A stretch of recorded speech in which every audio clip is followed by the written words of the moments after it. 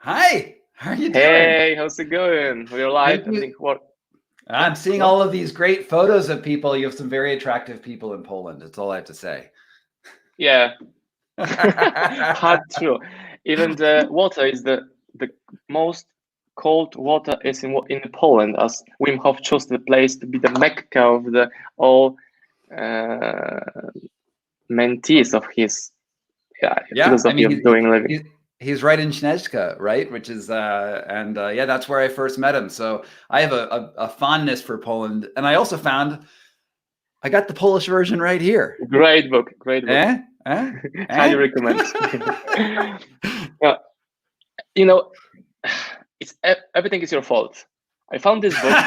That's so true. My parents said that. My wife says that. What did I do?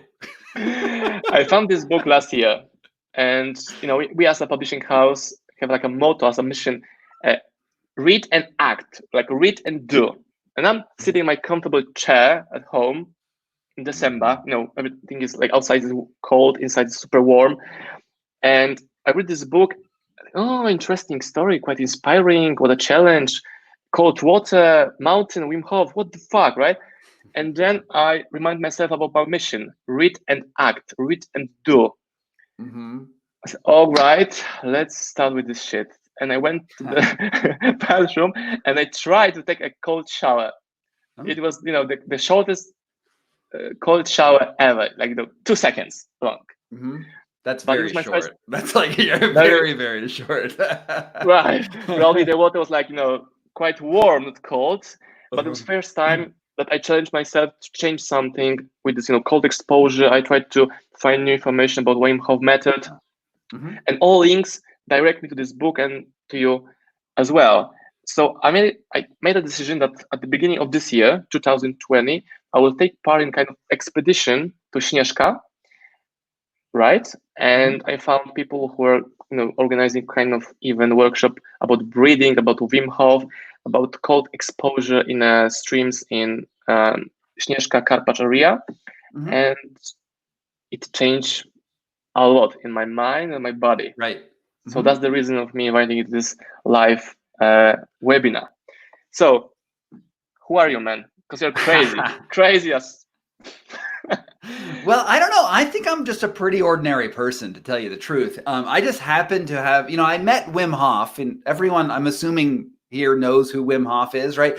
And, this was back in 2011. He was not very well known internationally. I mean, he had some reputation for doing some crazy stuff, but he was sort of like a clown, like a circus act. And I had been writing books and articles and all sorts of things about how meditation can kill you. Like, it was the dark side of meditation. And, honestly, that's there. There is definitely this dark side of meditation where people really get into like levitation and wanting to walk through walls and telepathy and like want to become Jedis, which makes people mad and crazy and often ends in death. So I heard about Wim Hof, who said basically through his own idiosyncratic meditation can make you immune to cold and control your immune system. And I was like, this dude's going to get people killed. So I flew out to Poland, and I was at that point, I'd lived in India for about 6 years, and then I just moved to Los Angeles. So I'm a warm weather dude. Like, I love the heat. Heat's great.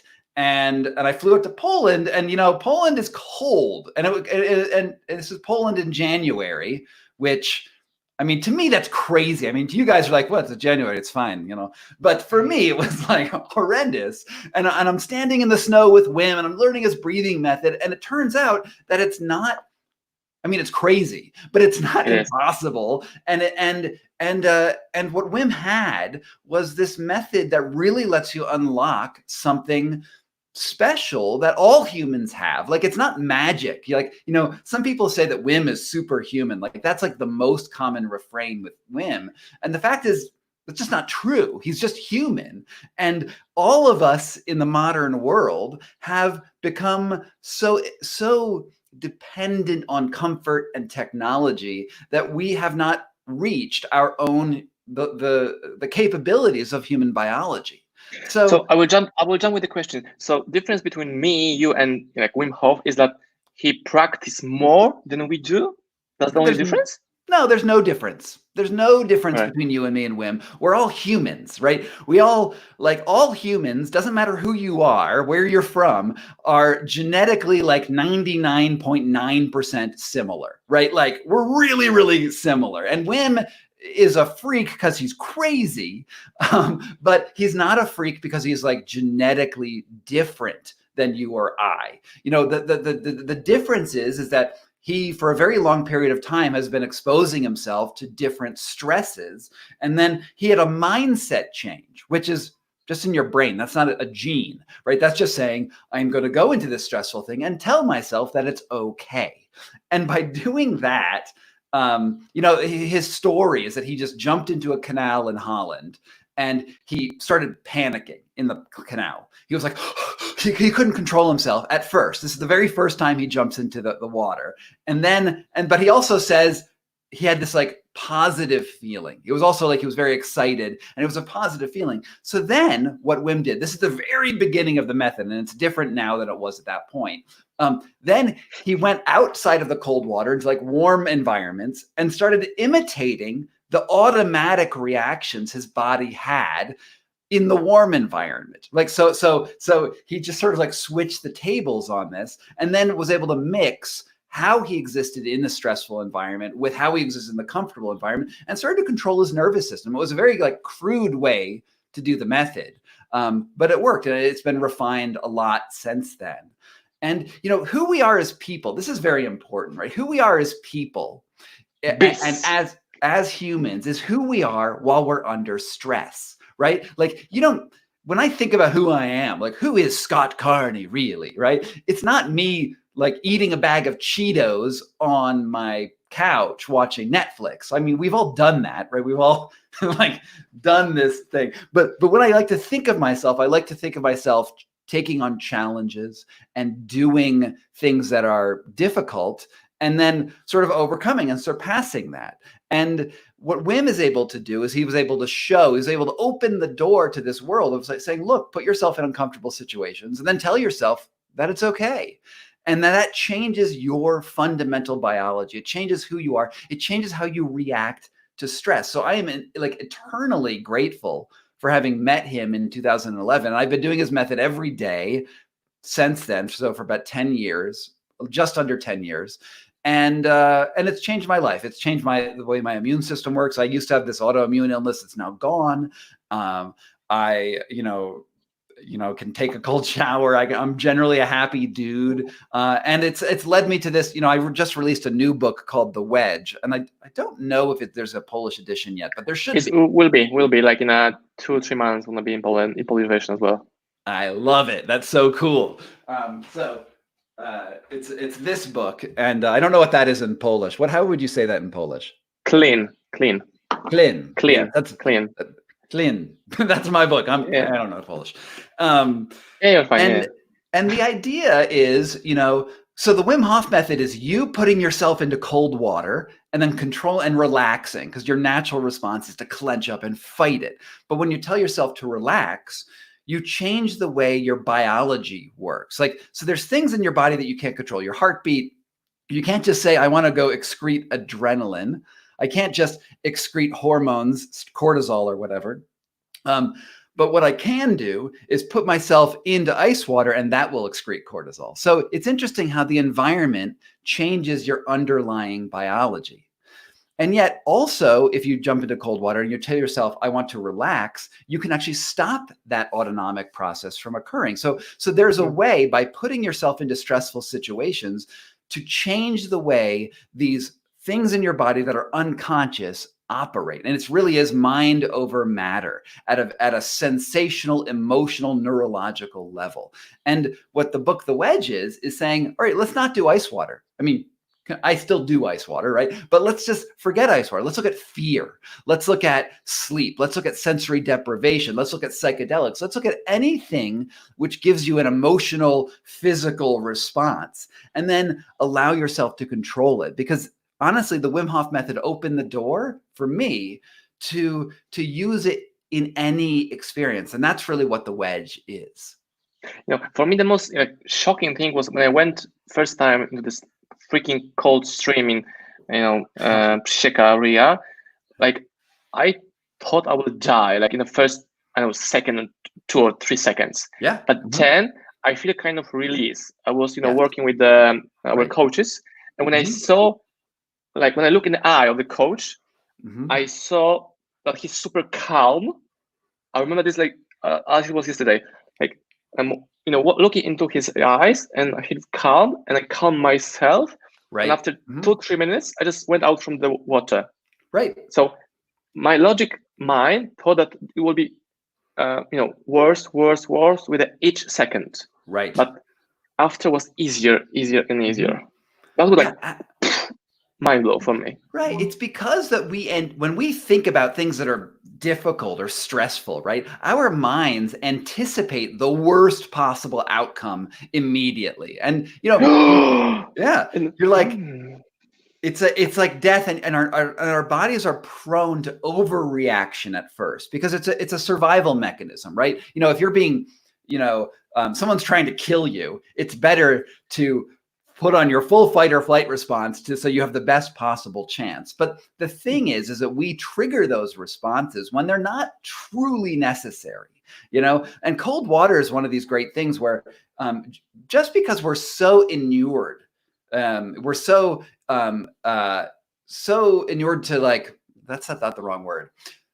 We are so used to being comfortable. We're so used to not dealing with stress. If you think about like our distant ancestors, these are 300,000 years ago, before civilization, before writing, before any of that. We're on the plains of Africa, and the temperature variation, even in Africa, was like, you're in Celsius. Let me do this. High to low, low to high, like extreme. High to low, low to high, going like this all the time.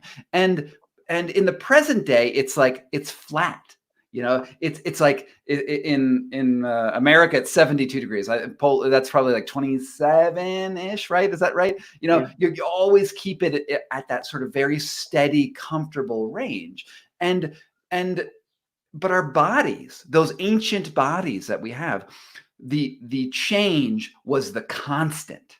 And now we have constancy as the constant. So what Wim is doing is he's just giving you variations like that in temperature. But we should also have variations in other things too. We should have variations in fear. We should actually face threats that make us feel, we're actually sort of on edge. Not actually getting hurt though, because getting hurt doesn't serve anyone's purpose, right? It's like a thin line, right? If I stay in a freaking cold water like 2, 3, 7 minutes longer, it's dangerous from my point of view. But this first 1, 2, 3, 4, 5 minutes, it's like, I'm fine. I will be fine. Yeah. And that's enough for the body to feel that the pressure, the new comfort. Yeah, I would think that most people, barring very, very thin people, like people have no body fat, that's not my problem. But if you have no body fat, it could be dangerous at like 5 minutes. But I think most people can actually survive fine for about 10 minutes in an ice bath. And after that, then you're going to sort of risk serious afterdrop. And afterdrop is when you get out and you just can't stop shivering, and it's super uncomfortable. But even at 10 minutes, you can probably you'll get out of that afterdrop in like 30 minutes or so. For me, it was super interesting that we were training like in the streams for 3 days, and on the 4th day, our coach said, "All right, you ready? Now we go to the Śnieżka mountain, or with your pants or without your t-shirt." I went with the pants and a t-shirt on the top of almost on the top of the Śnieżka, because we finished at the shelter just next to the Śnieżka tip, right? And it was super easy actually. It was much more easier than actually stepping into the freaking cold water. That was strange for me. Did you go into the place at the end? Did you walk into the observatory at the top of Śnieżka? Because I did that same hike at one point. Yeah. We wanted, we went to hike at the top of the Śnieżka. However, it was like super difficult, like wind, etc. So we stopped on the top. But so when I did that, I walked up the mountain and I was hot the whole time. It was much easier than an ice bath, right? Because you're also, remember, you're moving your body as well, right? And with no shirt on, you know, that your skin is right to the cold, but you're still generating heat interiorly. And I find weirdly that if I go shirtless up a mountain, I am warmer than even if I have a t-shirt on. And I think there's some sort of psychological thing with like the number of nerves touching the air, which actually changes the way your body steps up to the danger. But you know, what was interesting when I did Śnieżka, so I was on the mountain, I think for 8 hours, and it was 2 degrees Fahrenheit. So that's negative 15 Celsius, I think, roughly. And with the wind or without the wind? It was windy? Yeah, it was windy at the top. I don't remember with wind. Let's just say it was with wind. Let's just make it a little less impressive. Who cares? But still cold, right? Yeah. And staying in a tent, right? Yeah. I'm in shorts and I'm shirtless on this mountain. And then, you know, so I'm warm the whole way up and I look at my skin. I'm like, it's like I'm wearing a wetsuit. Like I can see the cold. I can feel the wind going on me, but like, it's not penetrating. I'm like, I'm fine. But then I walk into it's like a cafeteria on the top of Śnieżka, right? There's like, they serve goulash and things like that, right? Yeah, correct. So I get it. You walk into that place and I'm like, finally, I'm safe. And this idea, I'm safe. It's a warm area and it's great. And then I get in there and then I start feeling cold, right? It's only then I get inside that the cold starts seeping because now I have relaxed. I've been like, I don't have to fight anymore. I'm safe. And then it got really, really difficult for me. It got painful. And there's something about this idea of like when you're up against the challenge and you're in it, which is very important. And then you switch over to that other side, that rest and digest side. And then all of a sudden you just drop. It's just like way, way down. So, you know, I've asked Wim a couple times, you know, because people say Wim can control his body temperature at will, right? I say this as well. You know, this is how I introduce him. This guy can control his body temperature at will. But when you ask him, Wim, make your body temperature go up right now. You're just in my room, right? So let's say Wim was right here. I'm like, Wim, go to 105 degrees or whatever it is and turn red. He can't do it, actually. He doesn't have that ability to think, do it. The Wim Hof method is contextual. Process and state of mind. Yeah, and you need to be in the environment in order to make that switch. So it's really about the connection between the presence of stress and how your mind reflects it. That's very, very important. Do you agree with me that it's all about focus? Because our group, people, you know, hiking the Śnieżka at the time was like 15 people, and people who actually shivered in the middle of the hike, right? Were people with the nicest suits, you know, like fancy one with jazz and so on, the most colorful. Mm-hmm. They had, you know, the amount of equipment like photo, mics, and so on. And they failed the task in the middle. Because they didn't focus. Coaches told us, focus, forget about other things, just focus on the walk, focus on your breath, and we'll be fine. And some of the group forget about it because they care about the next picture. Right. You know what I mean? Yes. So there, when I first did the Wim training, he did this. So it was at the very beginning of this whole movement was fascinating because Wim had no plan, right? He was just like, do this stuff. And like, he just tried to figure it out. And it's like now a little bit more like regimented. I remember we did this thing. He does this horse stance, like you stand in the snow and you like squat down and you go like this. I don't know.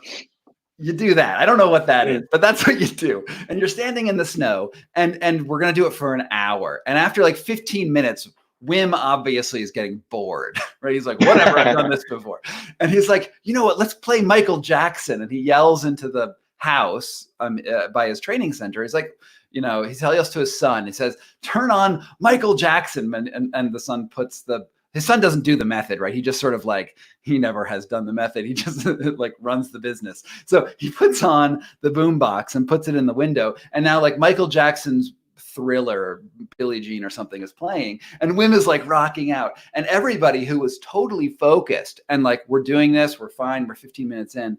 Once we start listening to the music, we're like, everyone gets so cold, right? Because now we're distracted interesting. because we're not focused anymore on the actual stress. Now our minds are wandering into somewhere else. And so after about 3 minutes of that, everyone was like, Wim, you got to turn that off, man. We're dying over here. And so you're right. And that focus is super, super important, is that, and it's the focus on the stress. Because if you know, I don't know, do you do the breathing as well? Do you Wim's breathing method? Yeah, in the morning we did the breathing session, and then we had the breakfast, and then we jump into the bus, and then we go for a walk to the streams. Then was water, cold exposure. Yeah, the day where it was 5 days, super strict with the right agenda and structure. So we exactly knew what would be next. Yeah. But do you do the breathing currently? Do you every morning? Not every morning. For example, I breathe like 3-4 times per week, and Great. I take cold shower like 4 or 5 times per week. Awesome. Like now.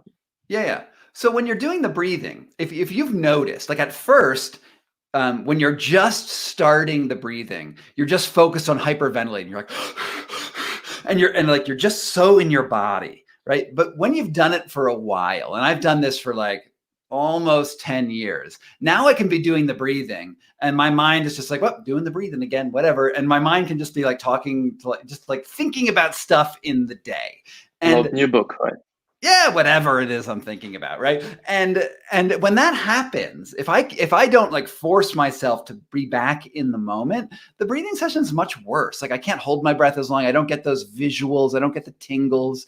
Like this idea of like sort of like pushing yourself back into focus is very, very important. And the problem with it's not the problem with the Wim Hof. The problem with being human in general is when you start a new practice that's very intense. It does not matter what it is. It's transcendental meditation, it's yoga, it's float tanks. I don't care what it is. It's karate, right? When you first do it, you have this huge spike of excitement, of attention to it. You find yourself improving on all aspects of your life all at once. And then you hit the plateau where you're like, okay, you're not improving as fast anymore. And you really need to work to get back into that thing. Because, you know, when you first do the Wim Hof, your first 3 ice baths change your life forever. But your 30th ice bath is just your 30th ice bath. Because I know what to expect. I know the Yes. phase 1, phase 2, stage 4, and so on. I can prepare myself. I'm in the water. Okay, 1 minute more. Okay, let's go out. Right. Done. Right. But Yes. the first, 3, 4, 5 times, like, whoa, like it's dangerous. I need to focus. I need to be present. Exactly. And this is also why we need, after doing the Wim Hof method, and I'm going to do it for the rest of my life. Like I'm sure I'm going to do it because there's benefits. Like 2 days more, right? Yeah. But after that, yeah, right. And I'll be dead next week, so it's fine. But after that, what you need to start looking at other things where you found the principle of the Wim Hof method, right? The principle of putting yourself in difficult, but not deadly, like not dangerous, right? Situations that trigger your fight or flight responses, and then you modulate it. And that's where, that someone asked, what's my new book about? The wedge. That's what that's about. Like that's how to like continue getting new stimulus that work for you, right? That actually continue to push you in new directions. Because the point of being alive isn't only to find a routine that changes you, but to actually keep finding new routines. I was playing with my comfort and uncomfort zone like for years, for example, about asking for discount when I'm buying a coffee. And I discovered that when I ask, hey, can I get a discount for a coffee? Most of people feel uncomfortable with these questions. I don't care because I put myself in the situation like for hundreds of times. Most of the time people say no, but some cases I get like a free coffee or I get a discount. It's fun. So I'm playing with this, comfort, uncomfort without, before I need to face the like real stress and issue in my life. So I would compare this like cold exposure to asking for a price, asking for help, asking for money. I'm a salesperson, right? I today, like each day I ask some strangers, hey, give me some money for my products, right? That's super uncomfortable. It is. And you're right that this is also the wedge, right? That's the wedge, because when you get into that point where you're going to do something uncomfortable, right? That discomfort is not only in your brain, as in like, if I ask this person for a discount on coffee, right? And they will say no, right? That it's not the cognitive story that it's uncomfortable. It's the visceral emotion that's like right in your stomach when you're like, ugh, what's going to happen? And that's what you're trying to control. You're trying to control those sensations of discomfort and the emotions that arise out of those sensations. And it's not just in coffee, it's in everything you do in life. It's like if you're about to start a new business and you're like, there is a risk. It doesn't matter what the risk is. There's a risk coming up. Like if I go out there and my marketing plan fails, right? Then I'm going to be destitute. And then your mind spins into the fight or flight mode where you eventually end up broke and selling hairpins on the side of the road, destitute, and you've lost your house, right? That's where your mind spins. But if there's no risk, there's no reward unless you take a risk, right? So you need to get comfortable with the fact, and this is the big message in both What Doesn't Kill Us and The Wedge. We need to get to comfortable with the fact that at the end of the day, every single person all of your pets, your children, your parents, you yourself are going to die. Like it's going to happen. Your nervous system, when you jump into the ice water, isn't telling you this is uncomfortable. It's telling you you're going to die. Like in seconds. Yeah, and we need to be able to get comfortable with that abstract idea that at the end of this song that we're in, life is a song, it ends in a minor key. Like no matter what, like we have to get comfortable with the fact that it's gonna happen. And given at the end of the day we fail, there's no bigger failure than death, right? And honestly, death is probably gonna suck. Like the last moments of your life, I'm not going to be a betting man and say it's going to be like all angels in heaven being like, this is perfect and you're so happy. Like I'm probably going to be miserable, right? But when we accept that, right, that we don't have to live for those last moments of everything, we have to live for the present moment. It allows us to take risks. It allows us to go out and say, look, I know eventually I'm going to fail. The big failure is coming. So why don't I risk some little failures with the hopes of getting big rewards? Yeah, and I noticed that, for example, in a restaurant, like people, are getting like not good food or they order something different. They are afraid of telling the waiter, "Hey, I ordered something different." And when I noticed it to myself, like, "Hey, it's not my dish," but I'm afraid to tell the waiter, "Hey, hold on, I ordered like a salmon instead of chicken, whatever." So when I noticed this feeling in my head, actually I attack it. Like I was afraid. The shame, people are, looking at me, who the fuck is this guy who's complaining, whatever. But I'm playing with this. And when I was, walking into the water, I feel quite the same. I feel the pain, I feel uncomfortable, but I want to attack it because I know after this attack, I will be safe and I will grow as a person. Do you agree with me? In some ways, what I don't like is the word attack. All right. I don't like that. I don't like that word because when I think of the word, when I jump into ice water, my reaction is fight or flight, right? It's tense and like I can get through it. And if I jump into an ice bath and I go like this and I'm like, I can get through it. Just another minute, just another minute, just another minute like that. I'm attacking that water. I'm using grit to get through.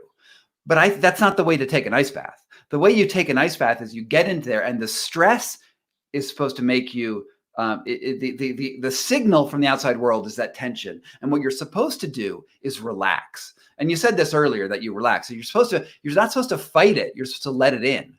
You're supposed to let it in and go through you and realize that the stress is not what you thought it should be. And if actually the people who fight it the whole time, like this, they grit through it and then they get out, those people often get autoimmune illnesses, right? They actually often get worse reactions to those environments because they are reacting incorrectly. They're reacting with only opposition to the environment, when in reality we should be cooperating with that. So in my books, I talk about the difference between grit and flow, right? And in America, we love grit. I don't know what the Polish psychology is on this, but the American mentality is like, I'm an individual. I can shoot my way out of anything, right? And we're like, there's a desert. I'm going to walk by it. I'm just tougher than the desert. Barefoot, right? That's like the American mentality, and it's totally fucked up. It doesn't make any sense because, while you can do it, and there are situations where you want to fight, in general, if you can get by without fighting, you're going to be a healthier, happier person. Yeah, totally agree. Totally agree. One of our coaches always told us, like, listen to your body. The body knows the answer. It was like a strange sentence for me at the beginning, but when I was working with the sentence, it makes sense. Like, okay, I need to listen to myself, like in my cells, my body. It will tell me how much longer I can stay in the water. I should go out from the water. What do you think about listening to your body, not like your mind, but your body? Absolutely. And that's where it all is that, and the beauty of both the Wim Hof method and the wedge is that we're not talking about the brain's words, right? The brain's words are wrong almost all the time because this is just the narrative that you're telling yourself. If it comes in language, it's already being processed by the higher cortical matter, like the top of the head.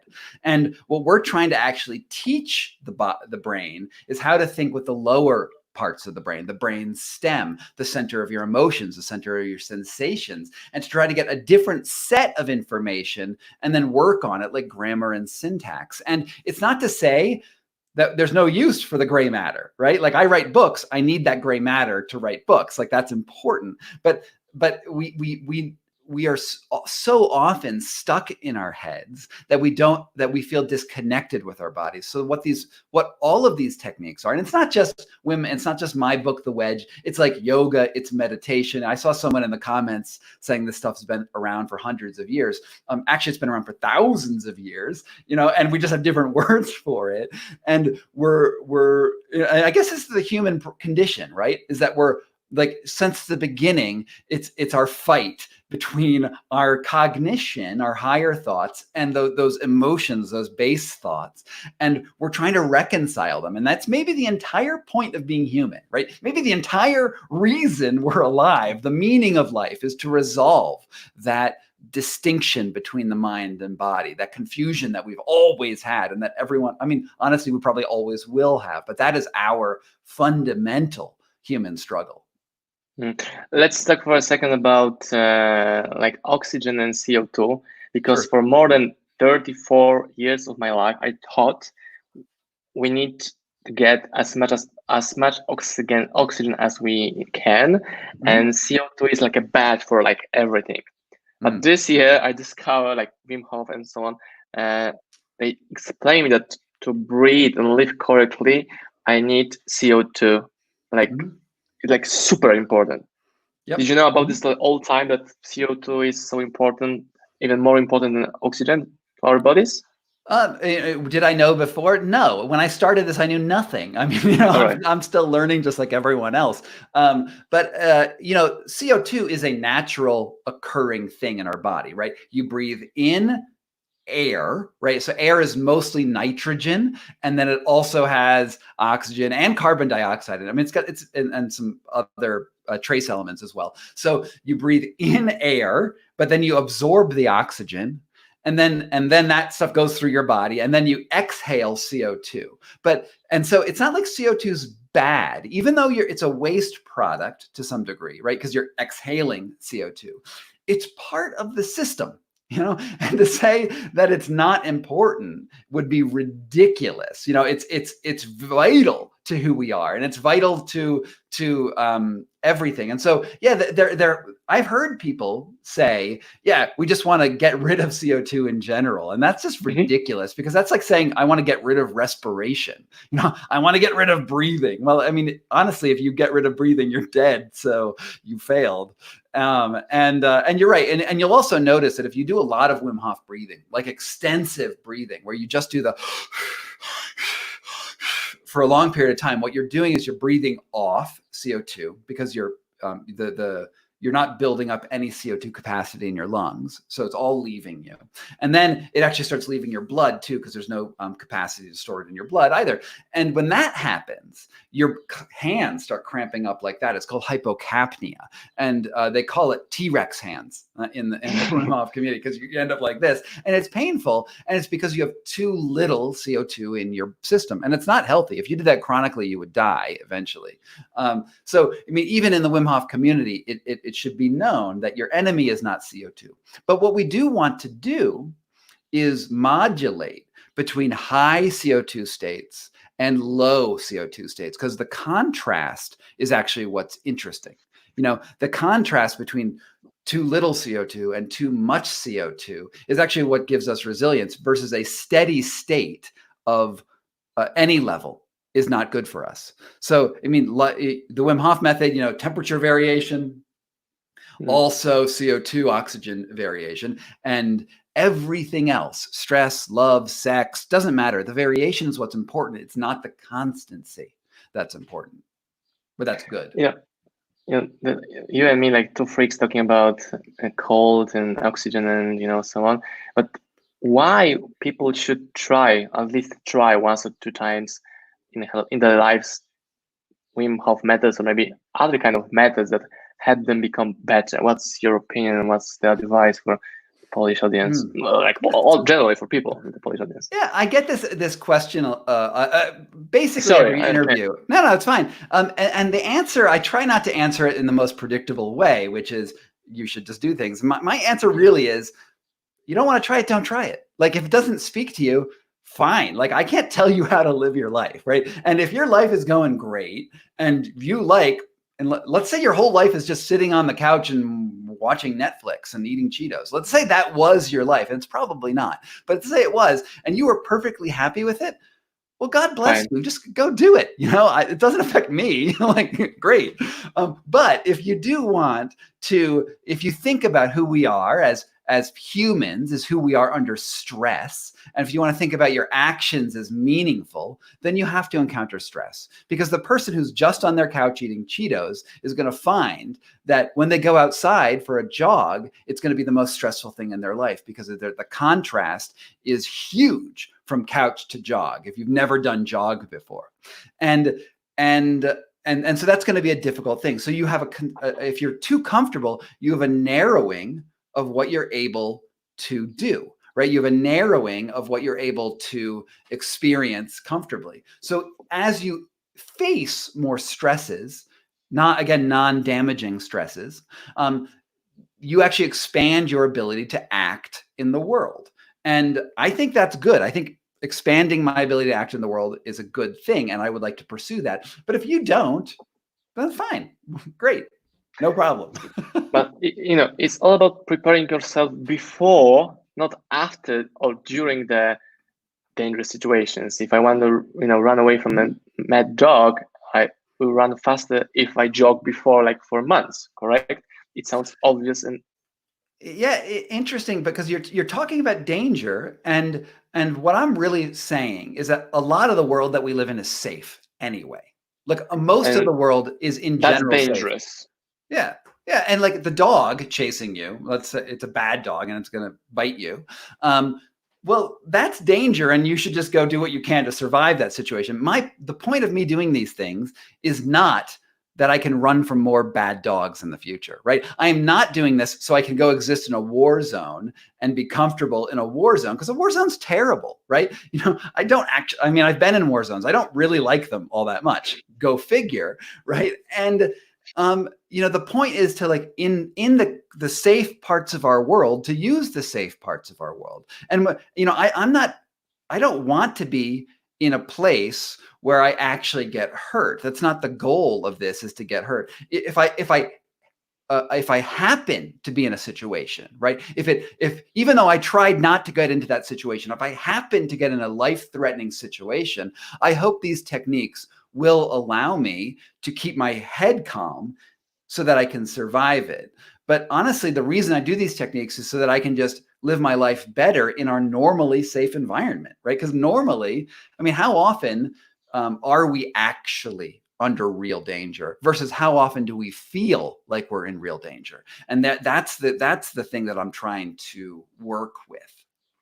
So, for example, people feel comfortable staying at their safe like jobs, and then coronavirus happened, and oh, there's no job for me, and there's a problem because they didn't practice, changing, Yes. finding new opportunities, creating the high value of themselves for new employees, or they cannot create like creative ideas for tough times. And what do you think about this crazy coronavirus shit that is happening now, or maybe it's ending or starting? No one knows.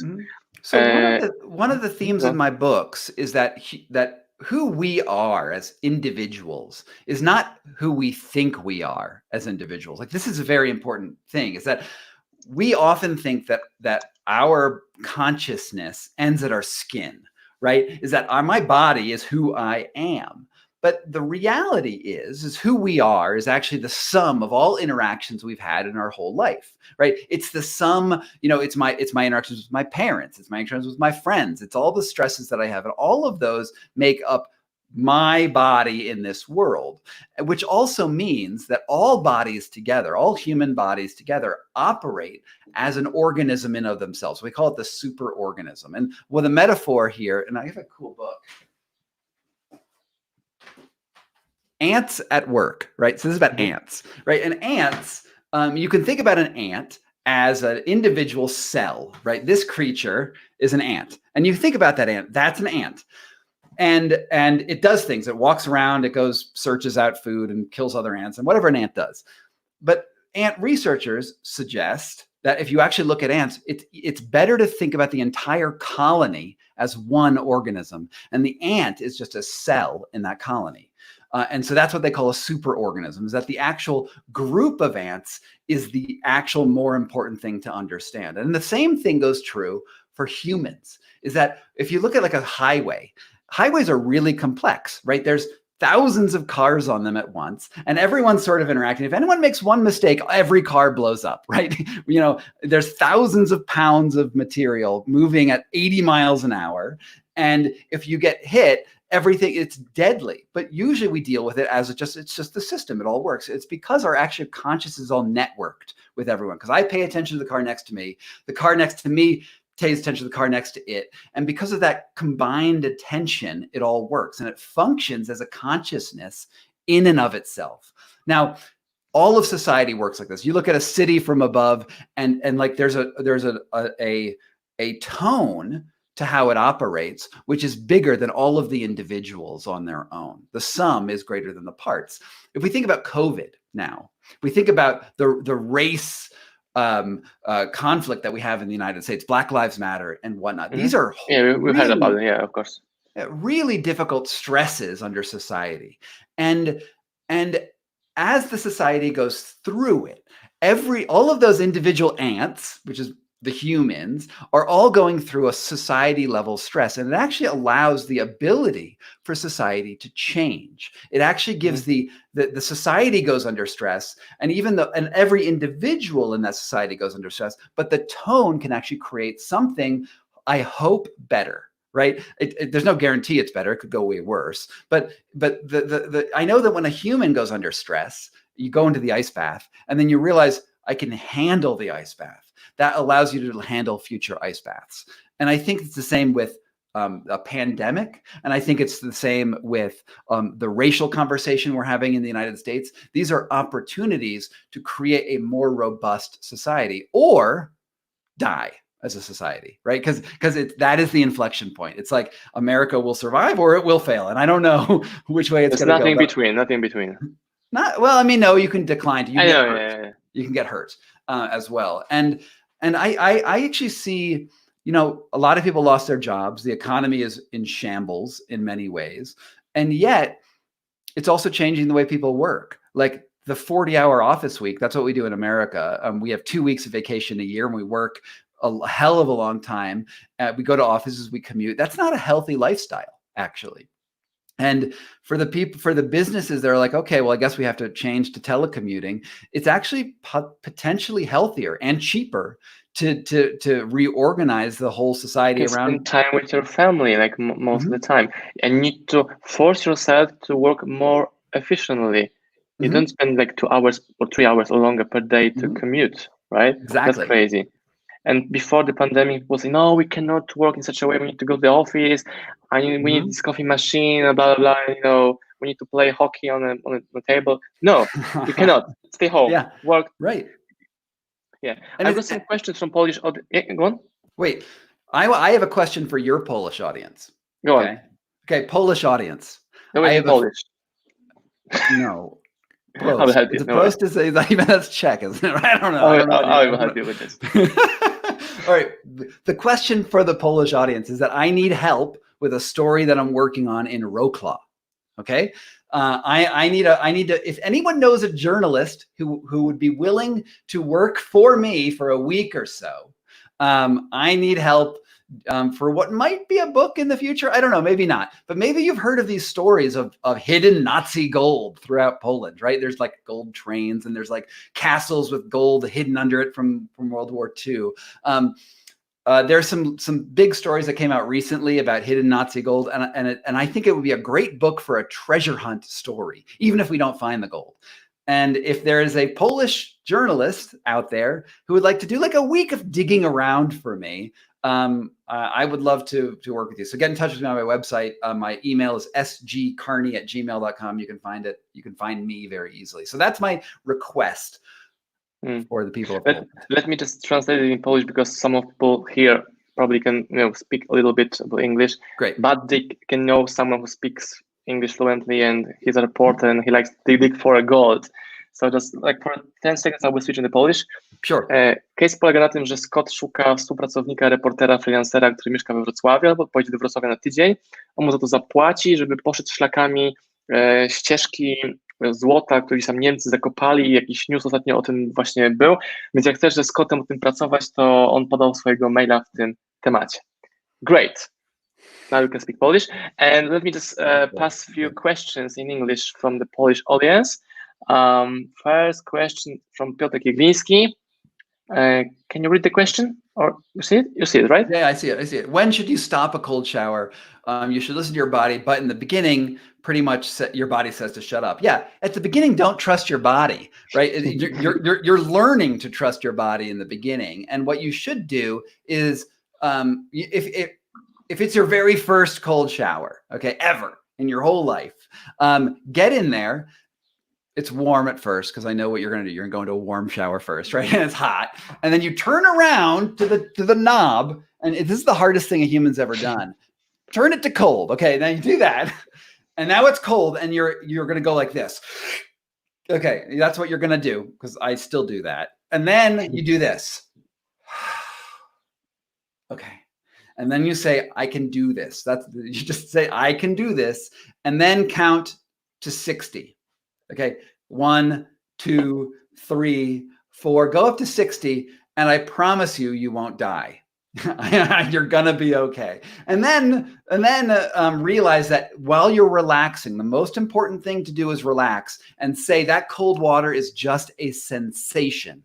It's just data coming in, and it's not what I said it was at first. And the first 10 seconds are going to be horrible, and then after that, it's going to be better. And it's going to be better for a while, and then it's going to get horrible again. And in general, when the water is coming down, it's like here on your head, move the water to the place you don't want the water. Okay, so it's going to be coming on your back, and you're like, okay, I can handle this, but I really don't want it to go into my arm. Now put it on your arm. Like that's what you're doing. It's like when your body tells you don't do it, you need to do it, and that's the way to take a cold shower. When I was, playing with the, right method for me, I was, I started with the hot water and then I changed the cold. And one day I said, no, I don't need this first part. We just do the cold knob and boom. I started with the legs going up, up, up. For me, the most difficult part is back. So I just turn, boom, done. And that's the moment when I feel kind of pleasure. This state of like, all right. Do you breathe with your nose or mouth? Because I breathe with a. It helps me to calm myself. Yeah, I do. I will do in through the nose, out through the mouth, or sometimes I'll do in through the mouth, but like slow your breathing and pay attention to your breathing. But yeah, try to make it slower than what it initially wants to be. I'm not dogmatic on the method. If you want to do in through the nose, out through the nose, that's fine. Mouth, that's fine.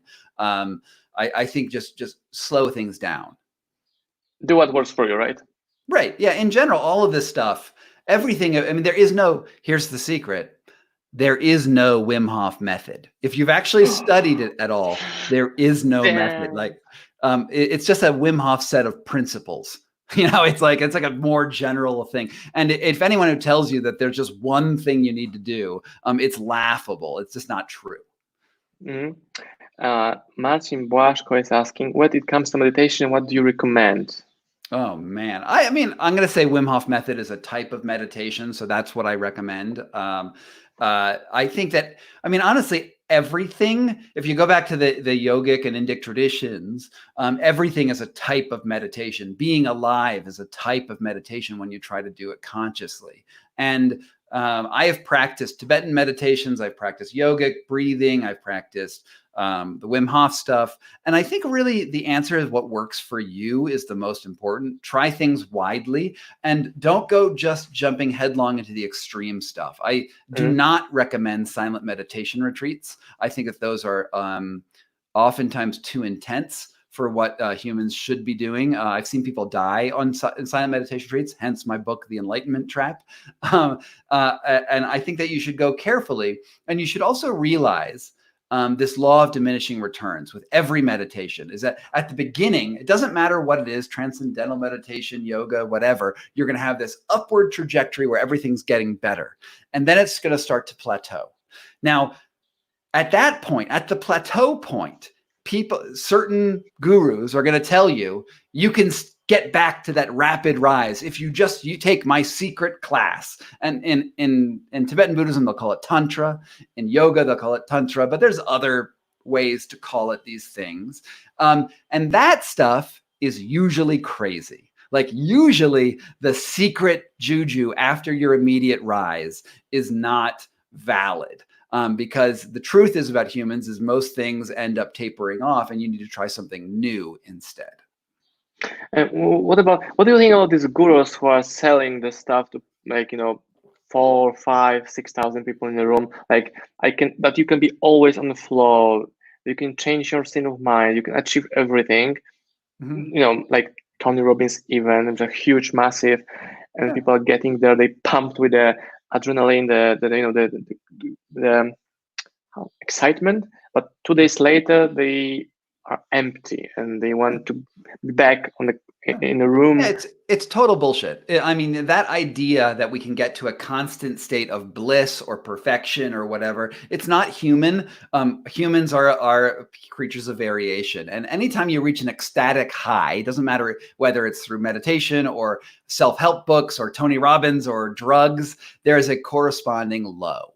And humanity is about this experience. And anyone who promises you the eternal updraft and, try my method, you'll get super rich, for instance, or try my method and you're going to be happy all the way. Your depression will never come back. Those people are just lying and they're trying to make money on you, and it's not human. And that it's effective if you want to, make money, but it's not effective in terms of what can be actually promised. Because I don't know anybody who is perfect. I've met a lot of interesting people, but I've never met somebody except our wives who are perfect in every single way. We love you. But you meet Wim, right? I'm a big fan of Wim. I love Wim. I've written books about Wim. Like Wim is like a very important person in my life. I would never, under any circumstances, want to be Wim, right? Because Wim is crazy. And we need to keep that in mind when we talk about him. Like, we don't put him on a pedestal and say Wim is God. And there are people out there who say Wim is God, that Wim is perfect, that Wim has the secret to life or whatever. That is not true. What Wim is a guy who did something crazy, who opened up a door to think about our bodies in new ways. And that is so valuable. What he is not is a role model for what you want to be in life, right? Wim is a mess in so many other ways. And I think that we can actually remain very grounded as humans if we acknowledge the greatness at the same time as we acknowledge the failings. I know many people who want to become like Steve Jobs. I don't want to be like a Steve Jobs. He was super crazy, in fact, in many ways. Right. But I want to take some part from his like philosophy, implement to my life, and create my own like a salad created from different things. Right. Right. We should all be dilettantes, right? We should all just try everything and see what works. Because at the end of the day, again, we're going to die, right? You're going to die, and it doesn't matter in 100 years what it's going to be like. I think like both of you, like me and you, are quite naive at the beginning. That's why you want to try new things. But when you try it and it doesn't work, we get rid of it. We don't go like blindly deeper in such a crazy things. And there's also a good chance, right? There are people I have met who have tried the Wim Hof method, which I love, but they've tried the Wim Hof method and they're like, this was terrible. I hated it. And the answer to that is, oh, well, I'm glad that you're not doing it anymore. Like, the thing is that not every technique works for every person in the same way. And there's nothing wrong with that. Like, the Wim Hof method is not the answer to life, right? The answer to life is finding the things that work for you. And it doesn't hurt to try the Wim Hof method and then realize it doesn't work for you and then go elsewhere. But it's not a failing if it's like, oh, cold water is just really not my thing. What maybe is the failing is saying, before you've ever tried cold water, to be like, oh, I'm never going to try it. Like, I'm like, that sounds crazy and I would never try it. It's better to actually try it and then after that, be like, okay, no. And that's really what the important thing is here to do. There's an interesting question from Paweł Muzyka.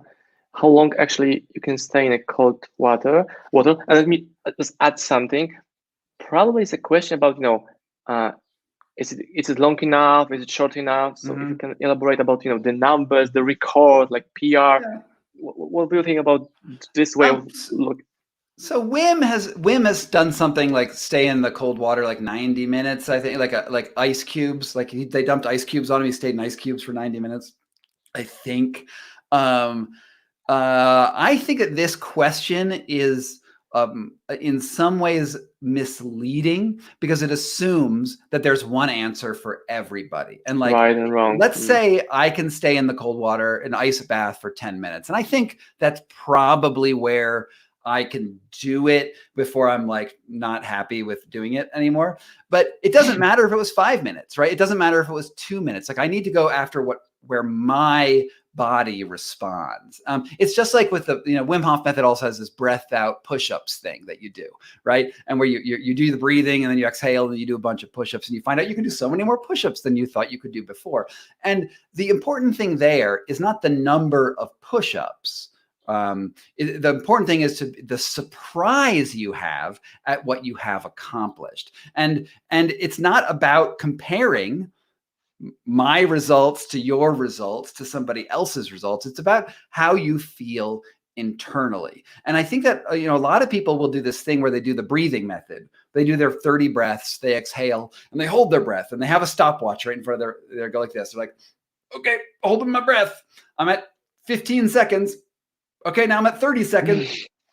Okay, I made it to a minute. Now I can breathe. And it's like, what the fuck are you doing? This should not be telling you how good you are holding your breath, right?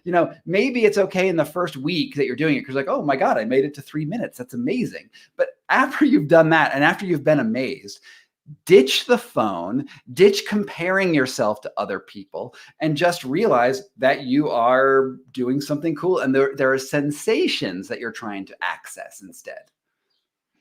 And I think like, even if your cold shower in the morning was like, 15, 20 seconds, 30 seconds, it's like huge achievement. Like most of people, country haven't done it.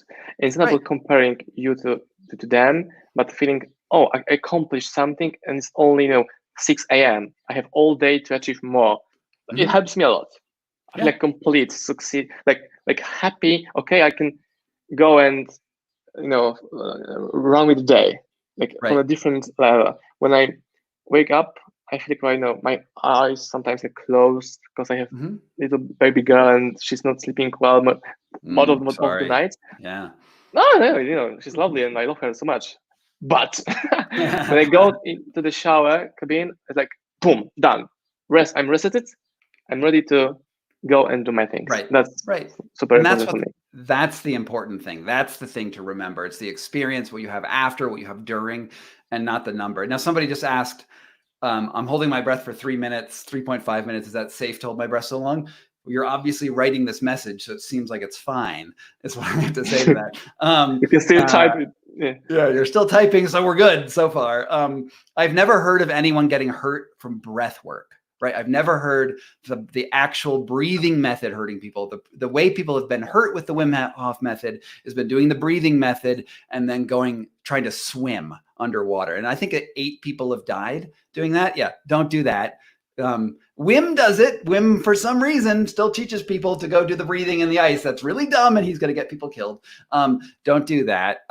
And what you probably don't want to do, don't hold your breath until you pass out, right? That's the thing. Like, don't hold your breath until you fall unconscious, because that's where you met your limit. There it was. There's your limit. Don't do that.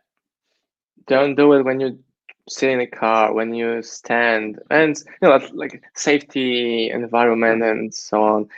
Don't do it like when you are in the water, like the water is not freezed, and many like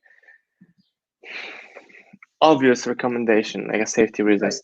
Yeah. Okay, don't do it while flying an airplane or firing artillery. Like, there's don't do it in dumb places.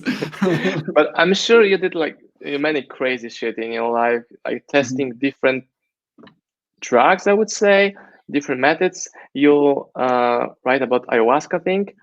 I've never tried. I've got some friends that did it and they changed their lives. They left their wives, they changed the business, the way they were living, and for them it was kind of enlightenment. Right. How was it for you?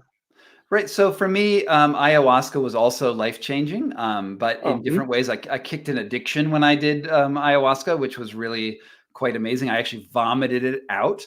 And the thing is about ayahuasca is that it is another type of wedge, right? It is a very intense set of sensations that you cannot get off the ride, right? Wim Hof method, you feel uncomfortable, you can stop.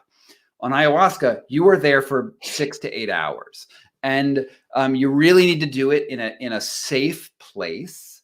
You need to do it with people who have done this before and who are not just calling themselves shamans, right? Yeah, and you also have to acknowledge that it's potentially dangerous and that change will probably happen because of this. And sometimes it's people blow up their life, they divorce their wife, they get a new business and whatever. And sometimes that's good, but that could also potentially be bad, depending on what the situation is. And you need to realize that it is a risk. And you should also not be one of those people who does it every month, right? There are people out there who are like, yeah, I've done ayahuasca 300 times. And when you hear somebody who's done that, then you have to ask them, well, what have you not learned? Right? Like, I think these psychedelic interventions should be very rare in your life, and you take them with seriousness. And then you integrate those changes versus you try to make that the new constant, right? It's what it is it's one of those big variations that you get to try and then incorporate into your life. I can see many people, the same faces on conferences like motivational and even sales congress, and these people just want to take part in another conference, another workshop, and so on. They just want to be, how to say it? They just want to avoid actually doing things which need to be done. They just prefer to listen. Probably, there's like 100 people watching us now, and I wonder how many of them gonna actually take a cold shower tomorrow. Probably 5, maybe 6, maybe 7. No, every single one of them is. Every single one of you people listening is going to turn the shower to cold, because you know what? Why not? That's what's going to happen. Just every try single it one of you guys. Yeah, you're a nice cup. I'm a bad cup. Let's keep it that way. Okay, Scott, it was a great pleasure having you here in Poland. Yes, absolutely. Thank you so much. We answered many questions, and your book is great. So I won't, be taking more of your precious time. I will stay with the people, and I will tell them a bit more about the book, the first one, and when the new one, The Wedge, will be ready, I'm sure I will try to force you to come back and tell us a bit more about the book. All right, sounds great. And this one. Buy the book. There's the link. Give me money. All right. Why you didn't self-publish the book? I did. Yeah. This is self-published. I published this myself. And with this book, I don't know Polish, so I couldn't put this out myself. But the audiobook, which I read myself for What Doesn't Kill Us, is self-published. So I'm a big believer in the self-published model. I think publishers in general are bad at their job. And I'm a huge fan of people taking that control themselves. And yeah, the Wedge is all mine. Like, I own it. It's out in the world. So when you buy a book, I make $6. No way. $6, man. Okay, so I'll be your guy in Poland who's gonna sell it like crazy amounts and numbers. So let's meet in a couple of months and let's talk about the Wedge, and we'll do like a crazy deal. Like, for example, if you buy my book, I will come to your home and help you take a cold shower for the first time, for example. Yeah, we can shower together. It'd be great. Like literally. Oh no, literally. Yeah, we're gonna do it. We're gonna just put our bathing suits on and get a shower, and we'll soap each other up. It'll be really weird and awkward. Oh my God, it'll be so awkward. How do you call that? It's like mankini, not bikini, but mankini, like the same. Oh yeah, up to here. Yeah. I'll wear an American flag one, and you will wear a Polish flag one, and it's gonna be on YouTube. Okay, it was great pleasure, a lot of fun. Thank you so much, Scott, and see you next time. Thank you very much. Thank you so much. Bye. Take care, man.